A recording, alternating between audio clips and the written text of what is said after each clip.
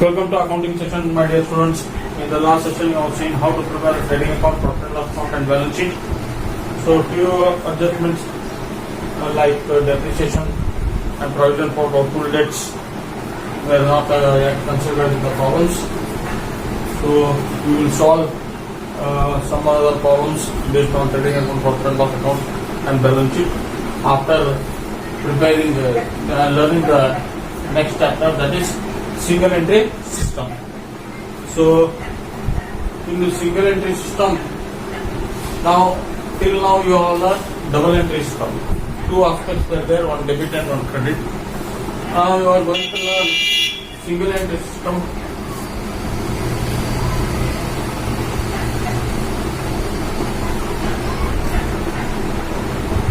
Or incomplete records.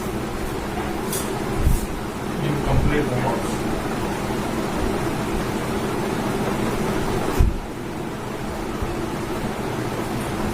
So what is this single entry system? So small businessman, small business owners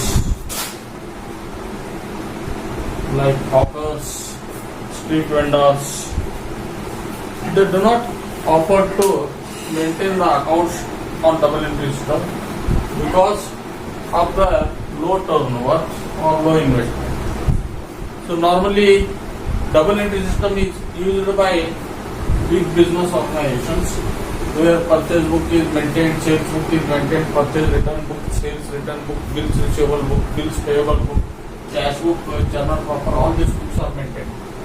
But under single entry system, they maintain only two books, that is personal ledger of debtors and personal ledger of creditors. And in case the volume of business is little bit okay, then they will prefer to keep three books, that is personal ledger of debtors, creditors, and one cash book.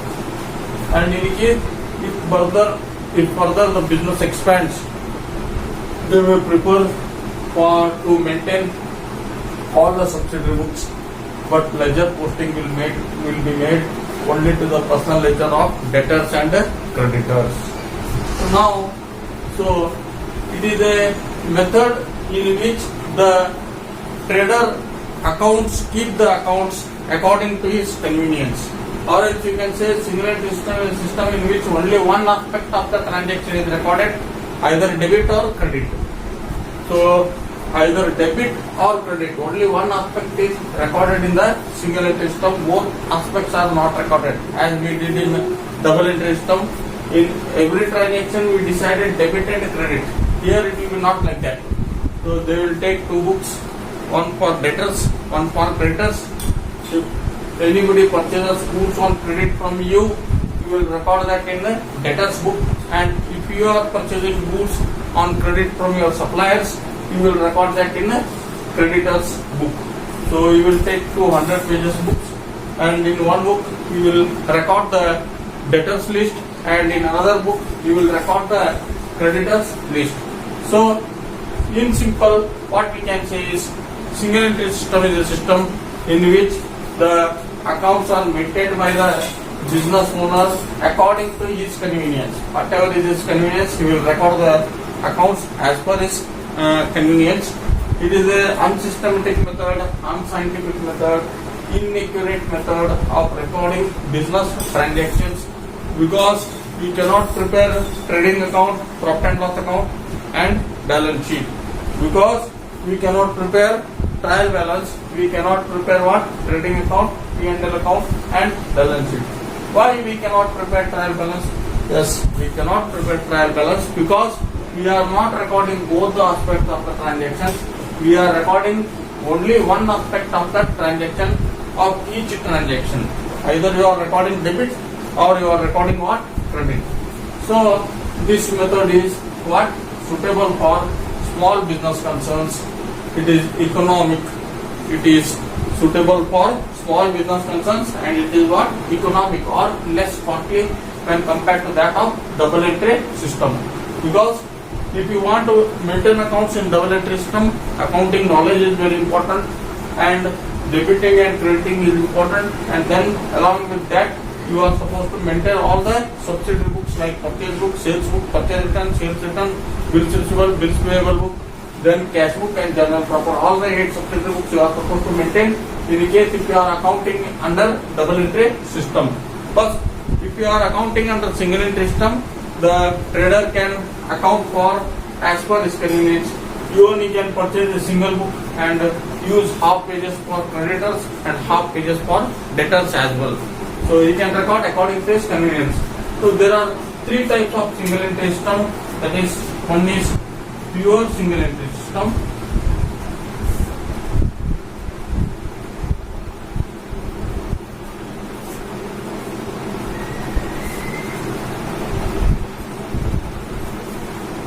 Second is simple single entry system.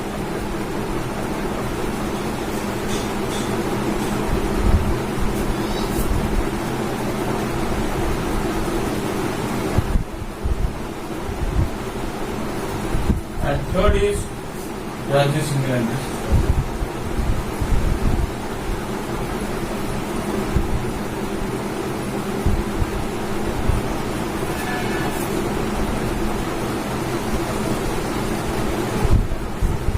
So in pure single entry system, you will maintain only 2 books, that is personal ledger of debtors,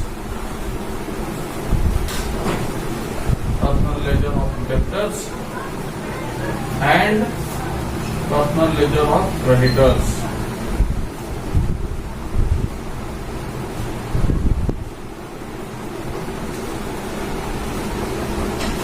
So you need not maintain any other account, any other book other than personal ledger of debtors and personal ledger of creditors in case if the volume of business you are maintaining is very small. And then in the case if your business is a bit medium, where cash flow is more and cash payments are more, at that time you can go for next method of single entry system, that is simple single entry system. Under simple single entry system, along with personal ledger of debtors and creditors, you will maintain one cash book. 3 books are here: debtors, creditors, and cash book. This is a bit advanced version of pure single entry system. Pure single entry system is pure form of single entry system where only 2 books are recorded. That is, one is personal ledger of debtors and another is personal ledger of creditors. In simple single entry system, 3 books are maintained. That is personal ledger of debtors, personal ledger of creditors, and one cash book. And next version, if the business is flourishing and improving, you can go for the next system that is called as quasi single entry system. In quasi single entry system, all the subsidiary books like purchase book, sales book, purchase return, sales return, bills receivable, bills payable, cash book, and they are not proper are maintained, but ledger posting is made only to the personal ledger of debtors and creditors. For all the other books, ledger posting is not made. Only for the personal ledger of debtors and creditors, ledger posting is made. For all the remaining accounts, ledger posting is not made. So this is called as what? Quasi single entry system or semi single entry system. So if you transfer, if you post all the books into the ledger, definitely this cannot be considered as quasi single entry system or semi single entry system. It will be considered as what? Double entry system. So here in quasi single entry system, all the subsidiary books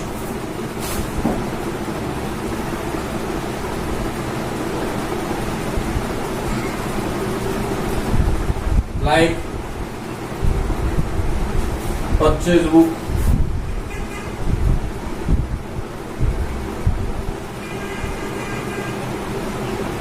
sales book,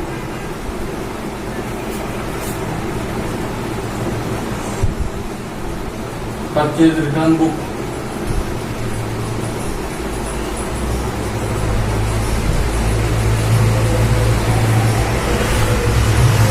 sales return book,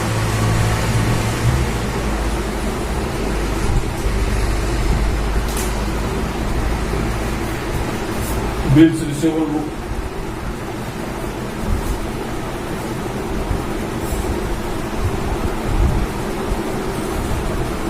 Bills payable book,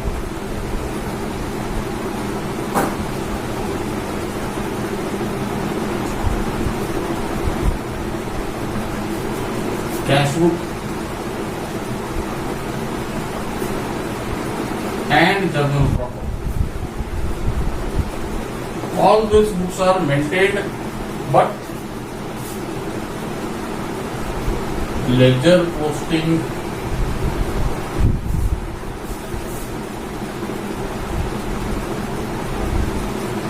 is made only to the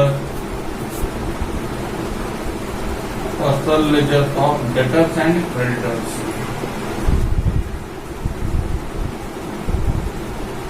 Debtors and creditors. So, in short, single entry system is a system in which only one aspect of the transaction is recorded, either debit or credit, or it is a system in which the owner of the business accounts for as per his convenience. So there are three types of single entry system. One is pure single entry system, one is simple single entry system, one is quasi single entry system. In pure single entry system, only two books are maintained, that is personal ledger of debtors and personal ledger of creditors. In simple single entry system, three books are maintained, that is personal ledger of debtors, creditors and one cash book. Whereas in quasi single entry system, all the subsidiary books are maintained, like purchase book, sales book, purchase return, sales return, bills receivable, bills payable, cash book and journal proper. But ledger posting is made only to the personal ledger of debtors and creditors. So this is a short introduction towards the single entry system. Write down this. We will see how to prepare the accounts under single entry system.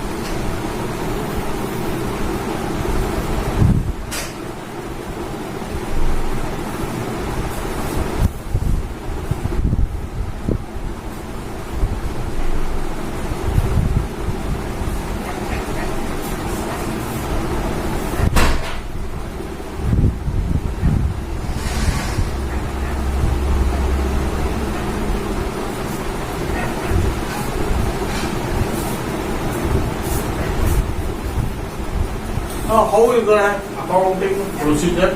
We will see.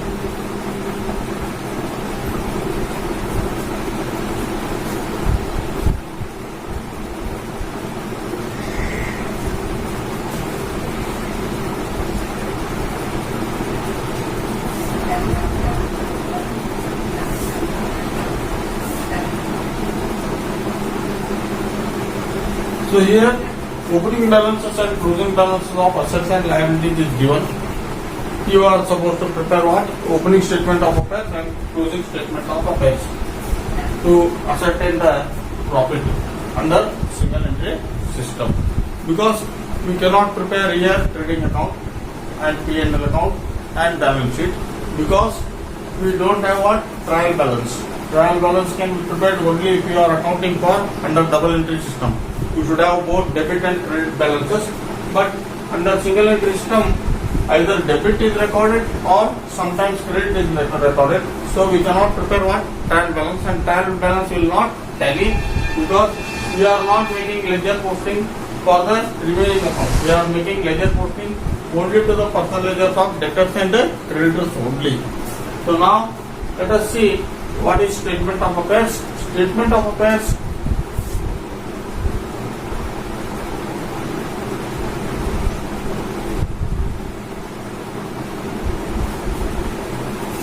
is just like a copy of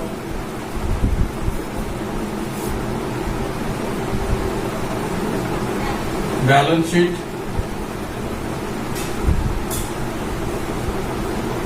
where all the assets are shown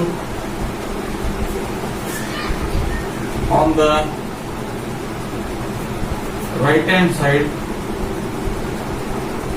that is RHS,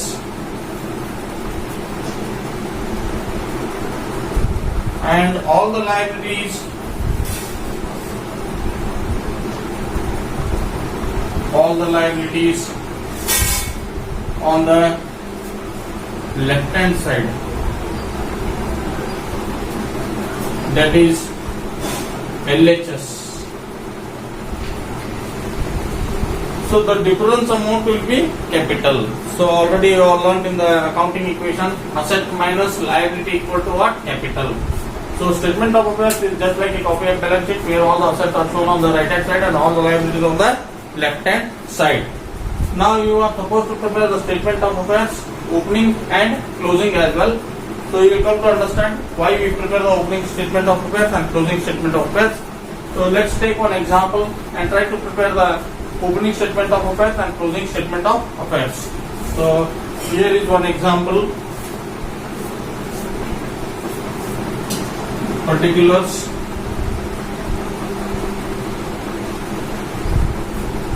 (1/4/2015), 31/3/2016. Building 1 lakh. Stock 25,000, 35,000. Debtors 30,000, 65,000. Creditors 21,000, 15,000. Bills receivable 6,000, 10,000. Bank loan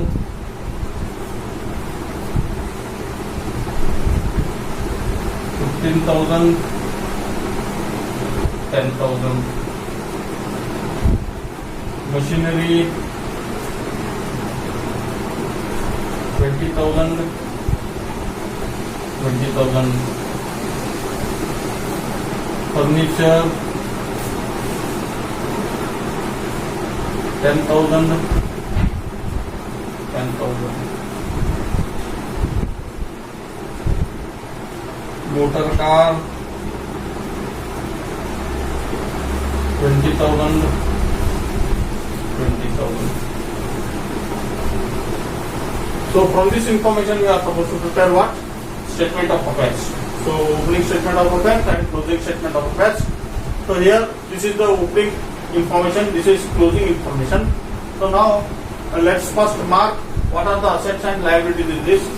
Building is an asset, stock is an asset, debtors is an asset, creditors is an liability, bills receivable is an asset, bank loan is liability, machinery is an asset, furniture is an asset, motor car is an asset.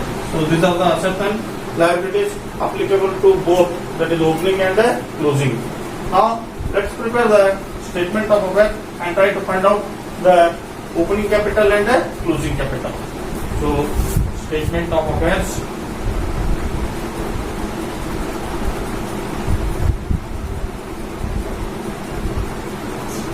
As on 1/4/2015.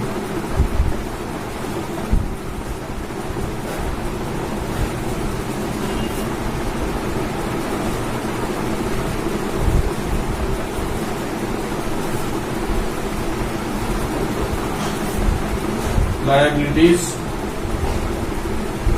amount, assets, amount. So first building, asset side. Take only opening, these are the opening information. Building is 1 lakh. So record 1 lakh opening.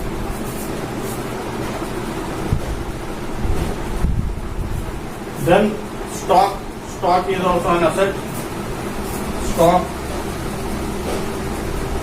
25,000. Then debtors 30,000.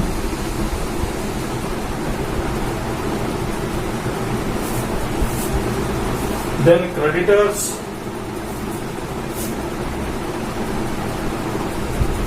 21,000. Bills receivable asset 6,000. Bank loan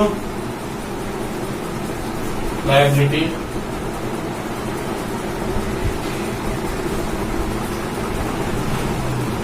20,000. Sorry, 15,000. Machinery asset 1,000.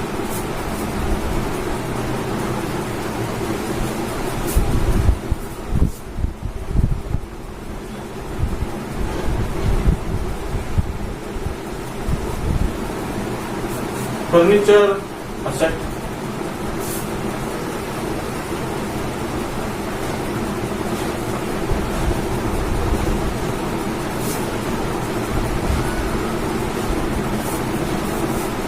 Then motor car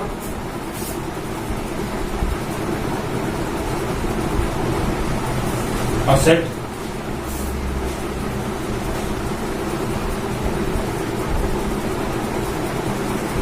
So you are supposed to ascertain what? Opening capital. Opening capital means how much you have invested during the year. 1,25,000 plus 30, 155, 155, 161, 161, 181, 191, 191, 211.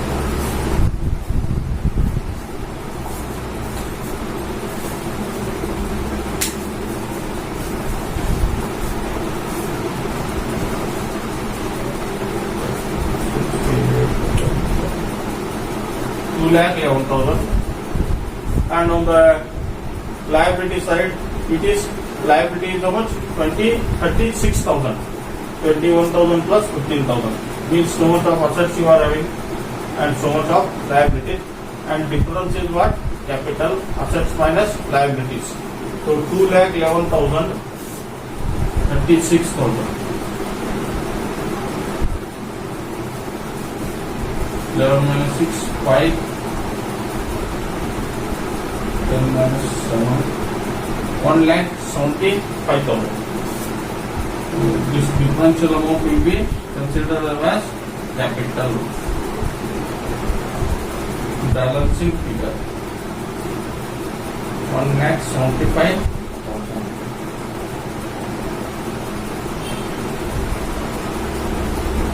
2,11,000. So this was how to calculate the opening capital. Now we are supposed to prepare for the closing capital.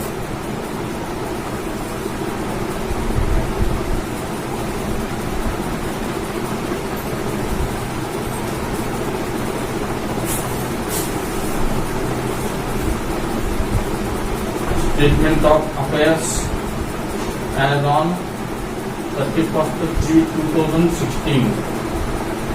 Liabilities, amount, assets, amount. So here also same items will come, but amount will vary. You should not take this now because you have already prepared the opening statement of affairs. At opening capital you have got how much? 1,75,000. Now you are supposed to prepare closing statement of affairs and consider all the closing items. Building 1 lakh,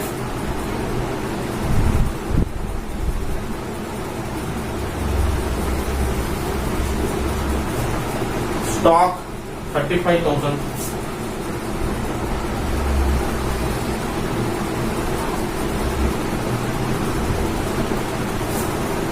Debtors 65,000.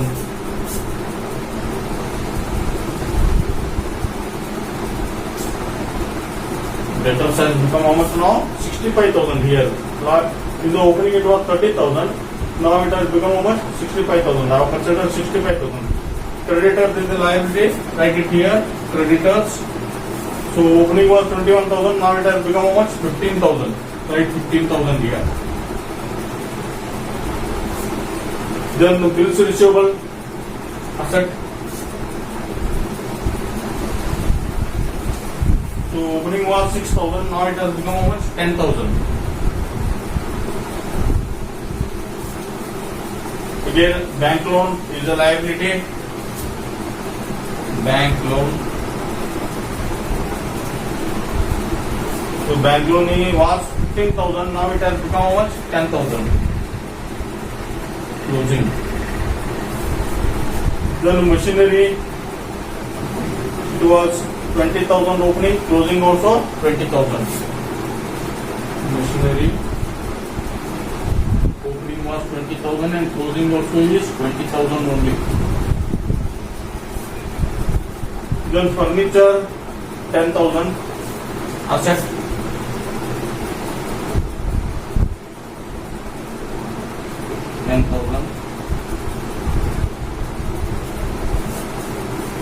And a motor car at 20,000.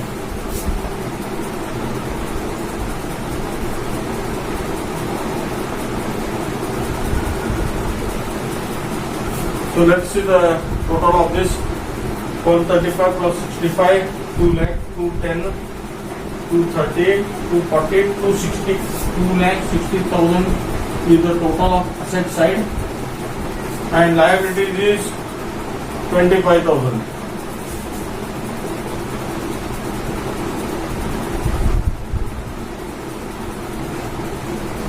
$2,35,000 will be the closing capital.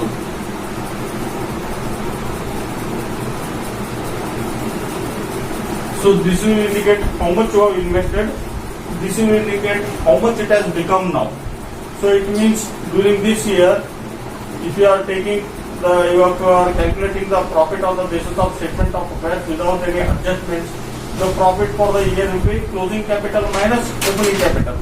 So it means that you have invested 1,75,000 during this year, and it has become how much during the closing? It has become how much? 2,35,000. So gross profit or profit equal to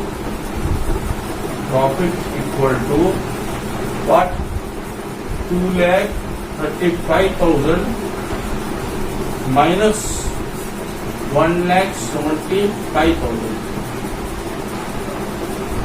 0, 0, 0, 0, 13 minus 7, 6.